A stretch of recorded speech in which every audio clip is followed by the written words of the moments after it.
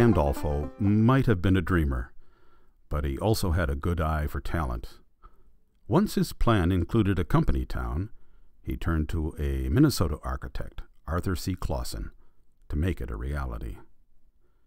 Pandolfo never said how or why he hired Clausen, but the architect was well known in the Twin Cities, having designed homes for several prominent Twin Cities families.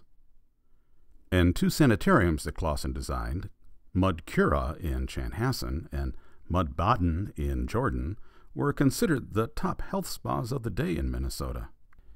It was likely Clausen's skill as a self-promoter that caught Pandolfo's attention. Clausen published 2 books, wrote a weekly column in the Minneapolis Tribune, and served as managing editor of Keith's Magazine on Home Building. In his book, Practical Home Building, Clausen wrote, "Designing homes of distinctive character is the true test of an architect's ability. The man who can design homes that are original in plan and design, and at the same time attractive, of good proportion, convenient in arrangement, practical and in harmony with the natural surroundings, is an architect in which the true sense of proportion and the ability to design has been born."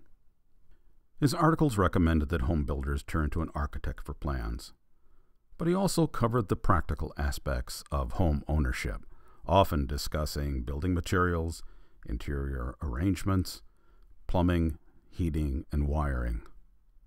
Clausen moved to St. Cloud in the spring of 1917 to supervise the construction of 58 houses in Pantown. There are 3 types of houses here: small, simple worker cottages of 2 to 5 rooms, medium-sized houses, typically 1.5 stories, with additional architectural features, porches, and often bay windows, and then there are large and fairly elaborate houses. This house is an excellent example of Clausen's work, with its shingled siding and the gable ends, the use of decorative brackets, and the wide eaves with exposed rafter ends. Clausen once wrote, "Many dreams must vanish when one comes face to face with the practical side of home building." If Sam Pandolfo was a dreamer, he probably found the right man to translate his vision into the real homes of Pantown.